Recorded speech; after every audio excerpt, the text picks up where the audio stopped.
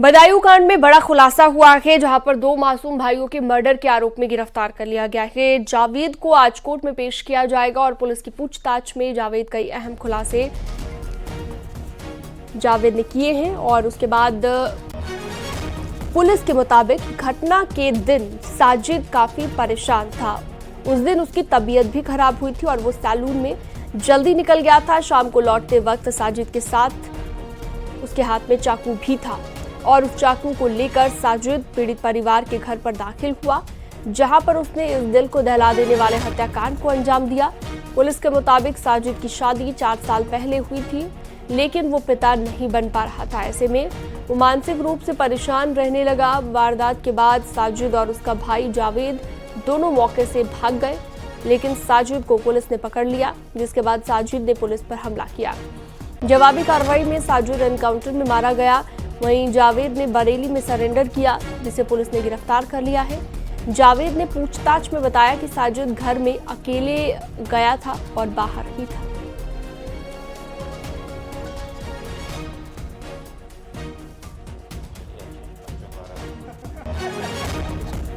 बजे के आसपास उसने कहा कि मेरी तबीयत खराब लग रही है और मेरा मन नहीं लग रहा है। तो फिर ये दोनों वापस सखानू चले गए और थोड़ी देर के बाद ही उसके भाई ने कहा कि भाई तुम्हारी तबीयत खराब नहीं लग रही, तो आज हम लोग कुछ चिकन वगैरह बना के खाते हैं। लेकिन भाई के इंसिस्टेंस पे दोनों फिर वापस चले आए शहर की तरफ। आने के बाद शाम को हमें एक ऐसा भी विटनेस मिला है जो इस बात की पुष्टि कर रहा है कि इसकी तबीयत खराब थी और इसने ये कहा कि मुझे खून की उल्टी सी होने जैसा लग रहा है और मैं कहीं जा रहा हूँ। इस बात की पुष्टि भी हुई है गवाह के बयान से। शाम को करीब 5, साढ़े 5 के आसपास ये थोड़ी देर के लिए बाहर गया साजिद। जब लौट के आया तो उसके हाथ में एक चाकू दिखाई पड़ा। हम लोगों ने उस व्यक्ति को आइडेंटिफाई कर लिया है जिसके यहाँ से वो चाकू खरीदा गया था। उससे भी पूछताछ हो रही है। आने के बाद फिर घटना के समय दोनों इसने जब पूछा कि भाई तुमने ये चाकू क्यों खरीदा है, तो इसने कहा कि मैं रमजान के समय गोश्त वगैरह काटने का काम करूंगा, इसलिए चाकू मैं खरीद के लाया हूँ। उसके बाद दोनों इसने बताया कि मुझे किसी काम से पीड़ित विनोद के यहाँ जाना है, विनोद के घर के जाने के लिए जब ये दोनों बाहर निकले तो विनोद के घर के अंदर चला गया और जाकर के उसने वहाँ घटनाक्रम को अंजाम दिया। मोटिव के बारे में मैंने पहले भी आपको बताया है। एक बात तो ये निकल के आ रही है कि वो मानसिक रूप से थोड़ा परेशान था, अग्रेसिव नेचर का था, वायलेंट था। और ये भी बात समझ में आई है कि शादी भी उसकी बहुत दिक्कत में थी, चूंकि शादी उसकी अभी से 3-4 साल पहले हुई थी और कई कोशिशों के बावजूद भी उसकी वाइफ को बच्चा नहीं हो पा रहा था। एक तो स्टिल बॉर्न बेबी हो गया था और 2-3 बच्चे उसके पेट में ही खराब हो गए थे। ये एक बात निकल के आई है और उसकी वजह से बहुत मानसिक रूप से वो परेशान भी रहता था। इस लाइन पे भी हम लोग अपनी जांच पड़ताल कर रहे हैं। क्या तंत्र मंत्र की वजह हो सकती है सत्याग्रह के पीछे? देखिए, इस कंजेक्चर पे अभी टिप्पणी करना उचित नहीं है, लेकिन जैसा मैंने आपको बताया कि जो भी फैक्ट्स हमारे पास अभी आए हैं इस पूछताछ से, उन सारे फैक्ट्स को एग्जामिन किया जा रहा है और उनको जो भी उसमें सब्सटेंशियल फैक्ट निकल के आएंगे वो इन्वेस्टिगेशन का पार्ट बनेंगे। इन्हीं को टारगेट क्यों किया था? चूंकि इनके यहाँ वाकफियत थी, ऐसा लगता है, उसका प्रॉक्सिमिटी थी और आना जाना भी था, उनके 2 बच्चे भी थे। अब इन सारे बिंदुओं पर हम लोग अपनी जांच पड़ताल कर रहे हैं और ये सारी बातें इन्वेस्टिगेशन का पार्ट हैं। और चलिए, इस खबर पर ज्यादा जानकारी के लिए राजीव सिंह हमारे साथ बदायूं से जुड़ गए हैं। राजीव, काफी ज्यादा पेचीदा ये मामला होता जा रहा है और काफी बड़े खुलासे भी यहाँ पर अब तक हो चुके हैं। पुलिस जांच कर रही है, पुलिस क्या कुछ कह रही है कि कब तक अभी और खुलासे हो सकते हैं, क्योंकि अपने आप में ये बड़ा खुलासा कि चाकू खुद शख्स अंदर लेकर गया था और उसी से उसने वारदात को अंजाम दिया। और देखिए, यकीनन सिनम बीते मंगलवार को बदायूं के 2 मासूमों की मौत के बाद न सिर्फ बदायूं बल्कि प्रदेश और देश भर में एक बड़ा आक्रोश देखने को मिल रहा है और लोग ये जानना चाह रहे थे कि आखिर इस हत्या की वजह क्या थी, निर्मम हत्या की वजह क्या थी। अब तक जो पुलिस ने खुलासा किया है उसके तहत ये दावा किया है साजिद, जो मुख्य हत्यारोपी है, उसके भाई जावेद के मुताबिक कि वो मानसिक रोगी था।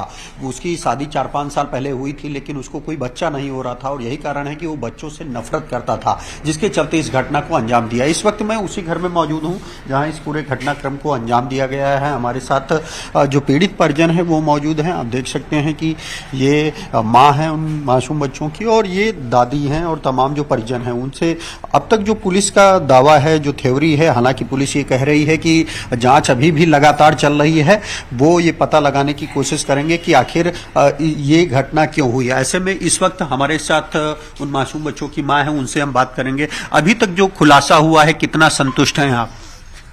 मुझे कुछ नहीं, मुझे न्याय चाहिए और कुछ नहीं चाहिए। मेरे मासूम बच्चे काटे, मुझे न्याय चाहिए, मुझे और कुछ नहीं चाहिए, मुझे न्याय चाहिए। जावेद को भी गिरफ्तार कर लिया गया है, जो उसका भाई है। वो उसका कहना है कि वो मानसिक रोगी था। मुझे बस सब झूठ बोल रहा है। मुझे कुछ नहीं, मुझे इंसाफ चाहिए। मैं कुछ नहीं जानती, मुझे इंसाफ चाहिए। ऐसे में हमारे साथ बच्चों की दादी भी हैं जो मौके पर मौजूद थी, उनसे हम बात करेंगे। माता जी, जो अभी तक खुलासा हुआ है उसमें ये कह रहे हैं मानसिक रोगी था, वो बच्चों से नफरत, बच्चों की नफरत करता था। बच्चे से हमारी क्या दुश्मनी थी? बच्चे हमारे बाल कटवाए थे, हमें पता हुई तो फिर मना कर देता ना, बाल हम नहीं काटेंगे। बाजे हमें कुछ भी ना चाहिए। हमारे बच्चा गए यहाँ से तड़प तड़प के, हमें कुछ ना चाहिए, हमें न्याय चाहिए केवल। हमें दुनियादारी से मतलब नहीं, हम तो वैसे ही जानते हो आप। साजिद का एनकाउंटर हुआ है, उसके बाद अब जावेद को भी गिरफ्तार किया गया है। मैं तो इंसाफ चाहिए बस, और कुछ ना चाहिए। मैं तो आप सब लोगों से, सरकार से यही है बस, मुझे मेरे बच्चे घर पे तो मारे गए, तड़पा के मारे, भगा भगा के, आप देख के आए होगे ऊपर। मुझे इंसाफ चाहिए हमें तो, और कुछ ना चाहिए। तो जैसा कि आपने सुना, ये पीड़ित बच्चों की मां है। हमारे साथ उनके पिता भी मौजूद हैं, विनोद जी, उनसे हम बात करेंगे। विनोद जी, अब तक जो खुलासा हुआ है उसमें ये आया है कि वो मानसिक रोगी था। हमें क्या मतलब सब रोगी है या बीमार है? अगर वो रोगी था तो अब तक 8 साल तक वो रोगी बना रहा था क्या? हमारे घर में आके उसने बच्चों को मारा है। हमें उससे मतलब है, हमें किसी क्या मतलब है? छोटे छोटे बच्चे उसने काटने हैं, उन बच्चों का क्या उसके गुनाह था? हमें तो इंसाफ से मतलब है। हमें गुहार ये लगनी है कि हमारा इंसाफ होना चाहिए। हमें और किसी बातों से कोई लेना नहीं है कि वो रोगी था या नहीं रोगी था, वो बातें बना रहा है या वो क्या कर रहा है, उसकी माँ कह रही है, फलाना कह रही है, उससे हमें कोई लेना नहीं है। मगर हमें न्याय से मतलब है। सरकार से मुझे न्याय चाहिए इस चीज का कि मेरे बच्चे काटे उसने छोटे छोटे, उन्होंने क्या गुनाह किया? उनका क्या दर्द देखा आपने कभी? कौन देख रहा है उसका दर्द? इस चीज से कोई मतलब नहीं है। विनोद जी, जो मुख्य हत्यारोपी था साजिद, उसका एनकाउंटर हुआ है, दूसरा गिरफ्तार किया गया है, उसे सुसंगत धाराओं में जेल भेजा जा रहा है। अब इस मामले में और क्या चाहते हैं आप? हम उसकी मौत चाहते हैं। हमें न्याय चाहिए, उसका पूरा घर गिरना चाहिए, तब हमें न्याय मिलेगा। हमें ऐसे न्याय नहीं मिलेगा। हाँ, जब उसने जवाब बयान दिया है, वो गलत बयान दिए हैं और वो बयान गलत दे रहा है, उसमें जो है जो चाहे जो भी उसको भड़का रहा है, उससे हमें मतलब नहीं है कि बयान वो पलट रहा है। हमारे बच्चे गए, 2 बच्चे हमारे उसने मारे, हम उसका भी चाह रहे हैं इनकाउंटर। हम तो कल इसलिए नहीं बोल रहे थे इनकाउंटर ना हो उसका, कि वो जवाब, हमें सवाल तो बताए कि इसके रात पीछे कौन है, मगर वो झूठ बोल रहा है, बिल्कुल वो जवाब नहीं दे रहा है। क्या आपको कुछ लगता है कि हत्या की क्या वजह हो सकती है? उसको टारगेट नहीं किया गया है और वो बिल्कुल साजिश के बतौर झूठ बोल रहा है। मगर हमको उस चीज से मतलब नहीं। हमारे बच्चे, छोटे छोटे मासूम बच्चों ने क्या बिगाड़ा उसका? या मैं गलत था या मेरे बच्चे बीवी गलत थी, तो इसका क्या महत्व है? कभी हमारे घर में नहीं आया था और दुनिया मीडिया ये बोल रही है कि वो उनके घर जाता था, कि वो घर आता था। ये क्या तरीका है? कुछ नहीं है, ये सब बिल्कुल झूठ बकवास है। और हमें अपने बच्चों पे भरोसा है।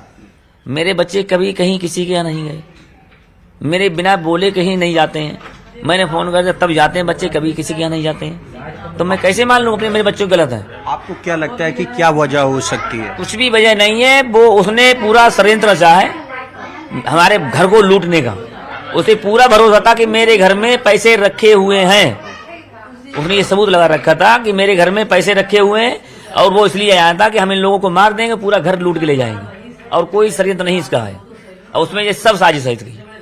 जैसा कि आपने सुना, ये थे पीड़ित बच्चों के पिता, जिनका कहना है कि वो भी ये चाहते हैं कि जिस तरह से उनके बच्चों की निर्मम हत्या की गई, उनके हत्यारोपियों को कड़ी से कड़ी सजा मिले। और हालांकि पुलिस लगातार पूछताछ कर रही है। पेश किया जाना है जावेद को। होमगार्ड हैं अभी भी। हाँ, यकीनन आज जावेद को कोर्ट में पेश किया जा रहा है। उससे लेकर कोई जानकारी मिली हो तो वो भी दीजिएगा, और साथ ही बातचीत कीजिएगा। आप परिजनों से बातचीत कर रहे हैं। यकीनन सीनम, क्योंकि कल उसकी जो गिरफ्तारी है वो करीब 11:30 बजे के आसपास दिखाई गई है, इसीलिए आज उसे कोर्ट में पेश किया जाएगा, जहां से उसे न्यायिक हिरासत में जेल भेजा जाएगा। हालांकि पुलिस इस दौरान एक बार फिर रिमांड की मांग कर सकती है, क्योंकि तमाम जो मुख्य सवाल हैं उनके जवाब अब तक नहीं मिले हैं।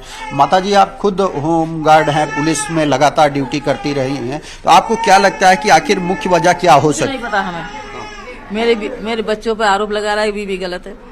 क्या गलत है? प्रॉपर्टी इसी के नाम है। अरे यार, जे माँ कहेगी हमारे बच्चे मरवा दो, ये कहेगी।